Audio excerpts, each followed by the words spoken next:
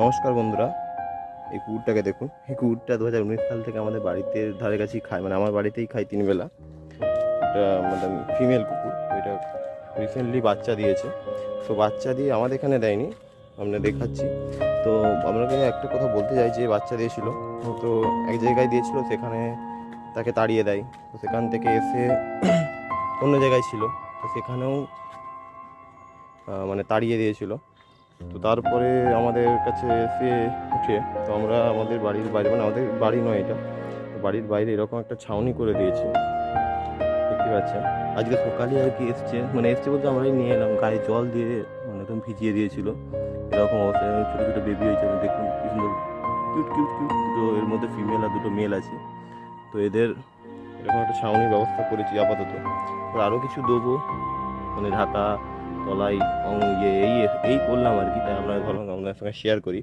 তো আমাদেরকে একটা কথা বলতে চাই যে এই শীতের সময় যে কোনো পশু পাখি, যেমন কোনো পাখি হতে পারে বা পশু বলতে বেড়াল এই সময় বাচ্চা দেয়, তারপরে হচ্ছে আপনাদের কুকুর বাচ্চা দেয়, বা আরও গবাদি পশু, এদের একটু থাকার ব্যবস্থা করে দিন, খুবই ভালো হয় এটা আপনাদের। মানে আমাদের পাড়ায় দেখে দেখে আগে খেতে দিত না অনেকেই, কিন্তু আমাদেরকে দেখে দেখে অনেকেই খেতে দেয়। আগে আমাদের ক্রিটিসাইজও করতো, ঠিক আছে, ঝগড়াঝাটিও হয়েছে, কিন্তু এখন অনেকেই দেখে দেখে, মানে আমাদের দেখে দেখেই খেতে দেয়। এটা খুব ভালো লাগে যে অনেকের মধ্যে চেঞ্জেস আসছে। আবার অনেকের ক্রুয়েলও হয়ে গেছে, যেমন আমার কিছু বাচ্চাকে বিষ দিয়ে মেরে দিয়েছিল। আমি মানে চেষ্টা করেছিলাম বাঁচানোর ওষুধ দিয়ে, কিন্তু পারিনি।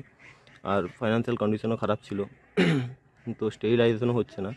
তো দেখা যাক, এদের স্টেরিলাইজেশনের ব্যবস্থা করা হচ্ছে, কতটা কি করতে পারি আপনারাও সঙ্গে থাকবেন এই জন্য। আর আমাদেরকে বলতে চাই যে দেখুন কত কিউট কিউট বাচ্চা না। তো পশু প্রাণীকে মারবেন না, বেকার মেরে আপনাদের কিছু হবে না।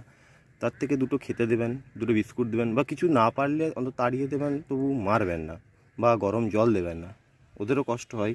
তো এটা আপনাদের ভাবা দরকার আছে। অনেকেই দেখি যে খেতে দেয়, খুব ভালো জিনিস। অনেকে অ্যাস্ট্রোলজার বলেছে তাই খেতে দেয়, সেটাও দিন, আমি বলবো সেটাও দিন, তবু খেতে দিন, মারবেন না পশু প্রাণীদের। শুধু কুকুর বলে নয়, আমি যে কোনো পশু প্রাণী বলছি, সেটা যাই হোক, মুরগি হোক। আমি বেসিক্যালি আমি মাংস খাই না, ঠিক আছে। অনেকেই বলবে মুরগি কেন খাও, ঠিক আছে, আমি মুরগি বা মটন কোনোটাই খাই না, ঠিক আছে। তো যাই হোক, অনেকেই বলবে, তার জন্যই বলে দিলাম।